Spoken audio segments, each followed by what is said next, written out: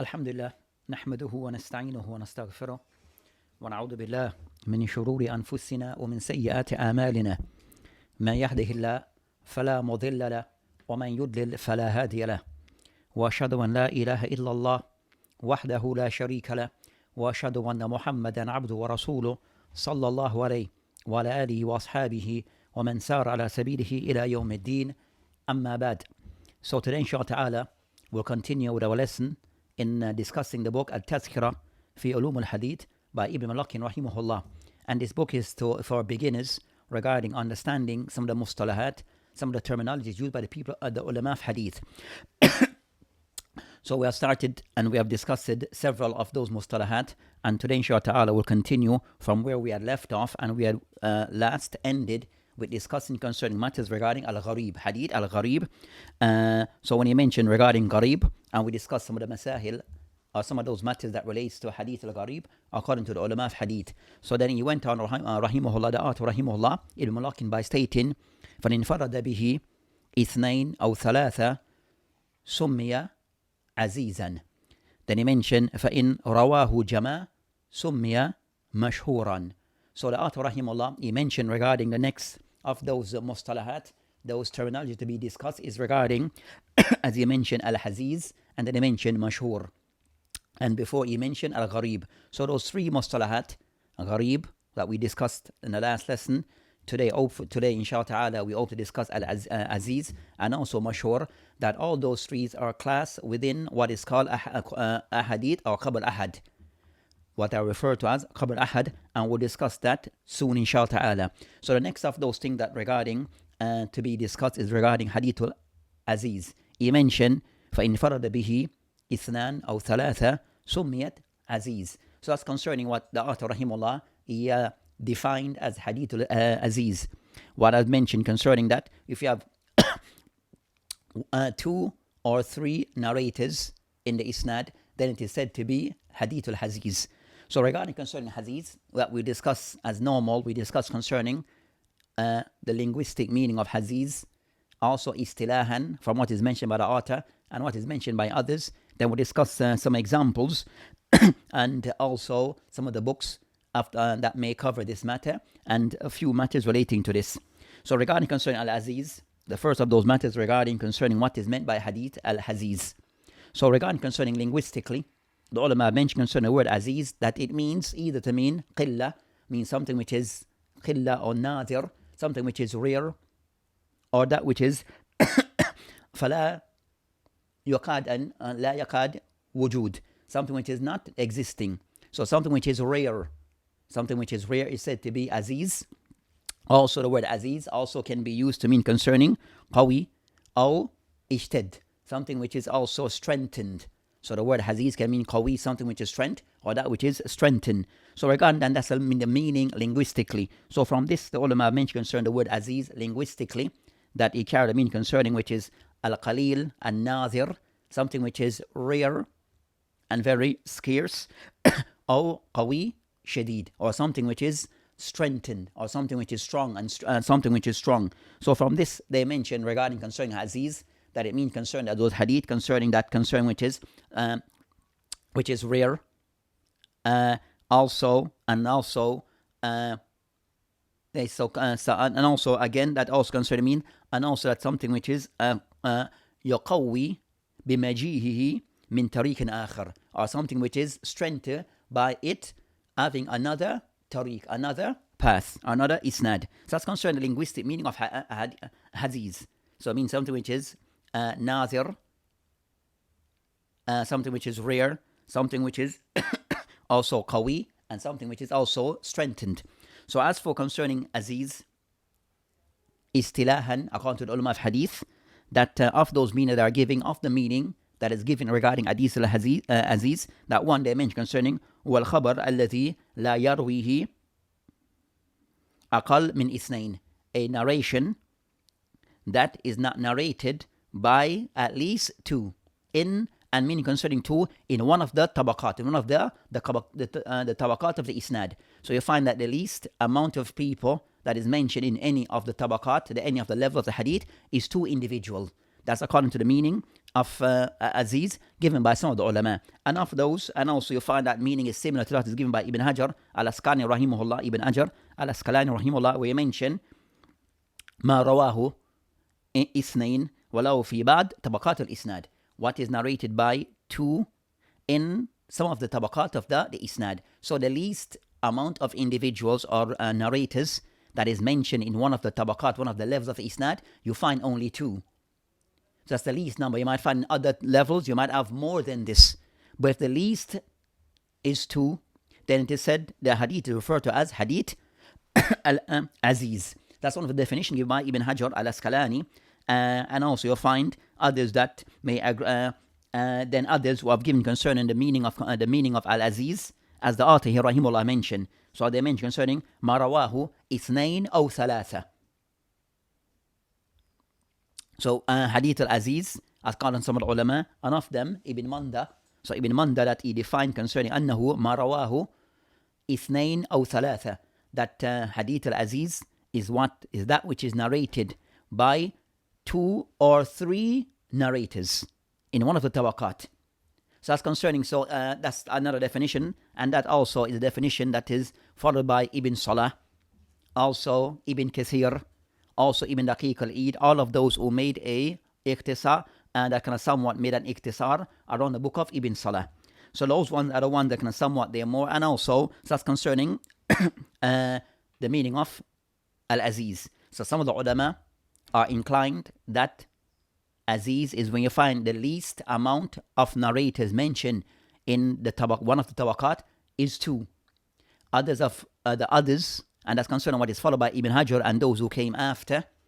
As for those who before Ibn Hajar, that they kind of somewhat understood or viewed that the word hadith al-Aziz, where you find the least narrators that can be found in one of the tabaqat, one of the levels of the isnad, two or three.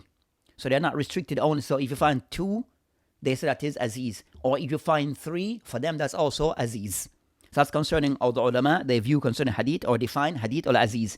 As for the author here, Ibn Lakin rahimahullah, that Ibn Lakin, that the definition that he gave concerning that, in farad bihi ithnan aw thalatha, that if they find that that it is narrated by two or three, summiya Aziz. Yes, it is referred to as Aziz. So Ibn Malakin rahimahullah, in his book At-Tadhkirah, is more in line with the view concerning of Ibn Salah, Ibn Kathir, Ibn Daqiq al-Eid, and others of the ulama, and Ibn Manda regarding al-Aziz being two or three, not just restricting to two, as mentioned by Ibn Hajar and those who came after him. So it's concerning the matter concerning hadith al-Aziz regarding its definition istilahan. As for next is regarding mithal, an example. As for an example, they mention a hadith of that upon the Prophet alayhi salam, that he alayhi salam mentioned, لا يؤمن أحدكم حتى أكون أحب إليه من والده وولده الحديث. رواه Bukhari Muslim. So this hadith where he alayhi salam mentioned, that he mentioned, لا يؤمن أحدكم, that none of you is a true believer until I am more beloved to you, than that of your parents and your children, al-Hadith. And the hadith is narrated by Bukhari and Muslim. They mention this as an example regarding hadith al-Aziz, where you find that this hadith is upon the Prophet ﷺ, and that hadith is narrated from Anas ibn Malik. And from Anas ibn Malik, that you find that narration is upon al-Shu'bah. So you find that Anas ibn Malik, that he narrated the hadith upon Qatada, and also Abdul Aziz ibn Suhaib. So the ones who narrated upon Anas bin Malik, amongst them Qatada, and second Abdul Aziz ibn Suhaib. On the authority of Qatada, who narrate upon Qatada, you find two individuals also, Shu'bah, and second Sa'id ibn Abi Aruba. Sa'id ibn Aruba, that also they narrated upon Qatada. On Abdul Aziz ibn Suhaib, that you find that are narrated upon him Ismail ibn Ulayya, and second Abdul Waris. So from that they mention this hadith, that they give an example that this hadith is said to be, they refer to the hadith, they mention the hadith as being that which is Aziz. As you'll find in some tabaqat, that you'll find that The hadith is narrated by two individuals. The two individuals. So that's concerning an example that is mentioned by some of the ulama regarding Hadith al-Aziz. As for third, the hukum of Hadith al-Aziz. Hadith al-Aziz is of those hadith that is concerned that it is describing how Hadith al-Aziz, they mention it now, is kayfiyat al-wusul hadith ilayna. How this hadith have been transmitted or reached us. So it's not per se, so it's more given a description of how this hadith have reached us by the number of people, the least amount of people in the isnad. In one of the tabaqat of the isnad. So the least amount of people is 2 or 3 individuals. So they mention the hadith is aziz. So it's not per se gives a hukum upon the hadith in totality, but rather a description of how this hadith have reached us. So upon this you find that hadith al-aziz, that the ruling of hadith al-aziz, it varies depending on all that the criteria. If they fit hadiths al-sahih or hasan, then it is labeled as such.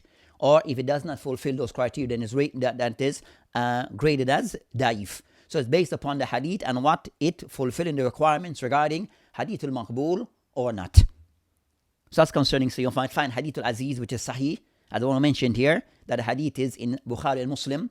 And also you'll find hadith which is aziz, which is also not sahih, mardud, because it did not fulfill the criteria of qubul, of hadith being accepted. So that's concerning what have been mentioned regarding hadith al-aziz in brief. So I discussed concerning istilahan and lugatan, and also we have discussed concerning aziz regarding an example, and also the difference between the ulama regarding how they define hadith al-aziz. We find Ibn Hajar rahimahullah restricted aziz is specific to 2 narrators only, while they find that Ibn Salah and others that they see hadith al-aziz where 2 or 3. So for them will be 2 or 3. If the hadith have 3 individuals in one of the tabaqat, then that is said to be aziz with them. So that's concerned that matter regarding hadith al-aziz. Then he mentioned فَإِنْ رَوَاهُ جَمَعْ سُمِّيَتْ مَشْهُورًا. So he mentioned the next the next type of hadith is what you refer to as mashhur. We mentioned فَإِنْ رَوَاهُ جَمَعْ. If it's narrated by a group, meaning a group of narrators, سُمِّيَتْ مَشْهُورًا. It is said to be mashhur. So that's the next type of hadith or terminology used by the ulama of hadith, which is al-mashhur. Hadith mashhur. So as for hadith al-mashhur, that linguistically, so again, be mindful that mashhur is within those hadith where are said to be qabl ahad, that have a restricted amount of narrators, that haven't reached the level of, as we'll discuss later also, mutawatir. So regarding concern hadith al-mashhur, that is linguistically mean shuhra, something which is known. Or to say wudu al-amr, its affairs is somewhat very clear. So the matter is very clear regarding hadith, what is said to be mashhur linguistically. So it is as mashhur concerning ash-shuhra, something like it stands out and known. And it is clear. So that's concerning the meaning linguistically. As for the matter concerning mashhur, hadith al-mashhur, regarding istilahan, according to the ulama of hadith mentioned, ما له طرق محصورة بأكثر من 2 ولم يبلغ حد التواتر. So hadith al-mashhur is those hadith that it has, it is of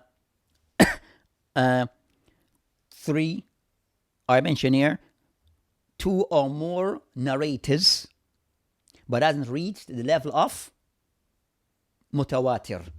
Just concerning mashhur, some of the ulama. So that's concerning one of the definitions where ما له طرق, it has isnad that have a restricted amount of individuals, أكثر من 2, which is above 2, above 2, but have not reached a level of mutawatir. That's one of the definitions given concerning mashhur. Also mashhur, that with Ibn Manda and others that I mentioned, ما رواه أكثر من 3, what have been narrated by more than 3 narrators in the isnad. So mashhur, where you find that the least amount of narrators in any of the tabaqat, any of the level of the hadith is 3. So some tabaqat, some level might have 4, some might have 5, some might have, again, 3. If the So if the least for them is 3, then it is referred to as mashhur. That's with Ibn Hajar. As for others, like Ibn Manda, it has to have more than 3. So use a number for them. The base number would be for them would be 4 and more. That would be mashhur according to some of the ulama. So they mentioned that al-mashhur ma rawahu thalatha فأكثر, what have been narrated by more than 3 في كل طبقات ولم يبلغ had al-mutawatir. So the hadith mashhur is where that you find 3, the least amount is 3 or more than 3, but have not reached the level of mutawatir. We have a great number of narrators. So that's concerning hadith al-mashhur. So hadith al-mashhur is, according to the ulama, Ibn Manda and the likes, more than 3, that have 4 or more. With Ibn Hajar is 3 and more. That's with Ibn Hajar. The base level for Ibn Hajar is 3. With Ibn Manda and many others, that it is 4 and more. So that's concerning the difference between the ulama regarding the definition of hadith al-mashhur. So as for the next matter regarding concerning al-mashhur, that you find that another mustalahat that is used concerning mashhur is al-mustafid. So al-mustafid is this terminology similar to that? Is it somewhat synonymous with al-mashhur, or are they different? So are they similar or somewhat different? A discussion between ulama regarding the ulama of hadith on that particular matter, where some mention they're different and some mention that they're one and the same. That's concerning a discussion. So you find concerning that, and also you find the Ahnaf, that they mention concerning that al-mashhur is not a qism of ahadith al-mutawatir, of ahadith al-ahad, but rather bal qism mutawassit bayna al-mutawatir wal-ahad. So they see it as a intermediary level between ahadith al-mutawatir, the highest degree, and ahadith al-ahad. They see it as a intermediary level. So that's concerned the Ahnaf regarding how they see hadith al-mashhur. So as for an example, so you have a difference between the ulama regarding how they make class hadith al-mashhur, and also how they defined what is hadith al-mashhur. But they agree upon it is a number of 3 or more narrators which have not reached the level of mutawatir. That's the general view of the ulama regarding that matter. As for hadith al-mashhur, that you find many hadith of that, you find hadith of that nature that they mention, the hadith of Prophet Islam that they mention concerning a hadith in the Bukhari, إن الله لا يقبض العلم انتزاها ينتهى الحديث. So Islam mentioned concerning a hadith which is known concerning that, the hadith of إن الله لا يقبض العلم. Allah subhanahu wa ta'ala does not remove concerning knowledge abruptly. Al-hadith. So that hadith is said to be hadith al-mashhur, where concerning that, the least amount of narrators they mention is 3 or more, but haven't reached the level of mutawatir. So that's concerning, that is classed as hadith that is said to be mashhur. Also, the next matter regarding hadith al-mashhur is regarding concerning that, the matter regarding at-tasnif or madan, hadith al-mashhur, or books written on this particular topic. So even before this, to bear in mind before we go to those books regarding hadith al-mashhur, another matter regarding hadith al-mashhur, that you might find a certain hadith that when the ulama discuss concerning hadith al-mashhur, that at times, bear in mind that they may discuss concerning hadith al-mashhur may be famous. So hadith may be mashhur, famous and well known, but to a particular group of people. So we find a certain hadith which is mashhur, well known and famous between the general people, but those hadith are daif. And a hadith which is similar, for example, hadith that they mention which is famous amongst the people, but also the hadith is daif concerning that, abghad halal ila Allah at-talaq. Abghad halal ila Allah at-talaq. The most disliked of those things which is halal is talaq. But ulama mentioned that this matter, the hadith concerning the matan, the wording, and also by way of the isnad, hadith daif. Regarding the most dislike of those things which is halal to Allah subhanahu wa ta'ala is talaq. So some people see that but this hadith is somewhat the meaning and also the isnad, the ulama have dismissed this hadith and rejected this hadith. So that hadith concerns, it have no standing regarding, 1, talaq is something disliked to Allah subhanahu wa ta'ala, and also the hadith have no standing. Second, because the isnad is also weak. Even the hadith is well known and renowned amongst many people. So Hadith al-Mashhur, regarding, we mentioned the concern of Musannifat, al-Hadith al-Mashhur. So those books, are there books of that type? Yes, there are ulama who have written books specific on Hadith al-Mashhur. And when they mean concerning Hadith al-Mashhur, they mean the meaning of Hadith al-Mashhur in this context by way of the linguistic meaning. Let's say غير istilahi, meaning concerning what the istilah meaning that we mentioned before, according to the ulama of hadith, concerning what is intended or what is meant by Hadith al-Mashhur, according to the ulama of hadith. But also there is a meaning which is غير istilahi, which is meaning غير istilahi, it is that which is not of the specific terminology, is Hadith al-Mashhur by way of the hadith being well known, a common hadith amongst the general people, or amongst the people in general. So hadith may be mashhur on the lips of many, but a real hadith is not concerning, is said to be mashhur according to the definition given today, according to the ulama of hadith. So you might find a hadith which is mashhur, famous, but the hadith is authentic.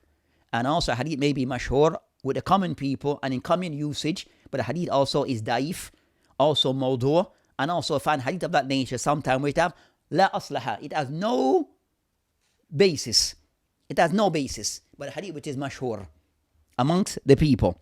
So regarding concern the ulama, that those who have written books on this topic, where they try to gather hadith that is said to be mashhur, famous amongst the people, some of those, and they have collected books on this topic, not in accordance to the meaning given in specific by the ulama of hadith, that have a certain amount of narrators in each tabaqat. Not of that meaning, but the meaning of is generally popular on the tongues of the people. You might hear the khutbah saying it, the people in the street saying it, in the durus it is being said, in the house it is being mentioned, but it is not, is it authentic or not, and a different matter. So on this particular topic, you find books on the concerning Hadith al-Mashhur, that of those books that are famous concerning At-Timithi fi Ahadith mushtahara. So of those who have written on the topic concerning Az-Zarkashi, that he wrote a book, and Zakir Rahimullah, he died 794, where he wrote a book concerning At-Timithi fi Ahadith mushtahara.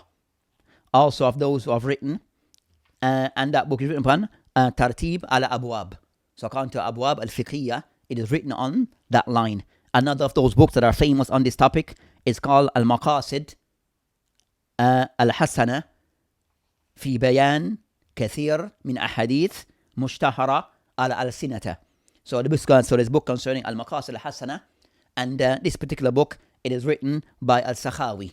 This book is written by Sakhawi, who died 902 al-Hijri, 902 al-Hijri, and this book is one of the more famous and more renowned books on this topic. And the book have been in print, and also of recent been checked, and about 5 or 6 volumes. This book comes around 5 or 6 volumes in the most recent of prints. And you have others who have written. Also another more famous one concerning Al-Kash, Al-Khafa, Wal-Mazil, Al-Ilbas, Amma Ishtahara min Ahadith, Al-Sina An-Nas, by Ajluni, by Al-Ajluni, who died 1162 or 63. Al-Ajluni, regarding this book that he wrote on this topic. So you have many books that are written on this topic. These are just some of those books related to the topic concerning clarifying hadith al-mashhur. In those books, you'll find that these books, their approach is more to collect hadith that are popular amongst the people or of that time, that are in wide use.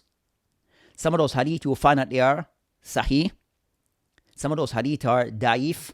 Some of those hadith are mawdu', fabricated. Some of those hadith that have no asl, it has no basis, but it is said as a hadith.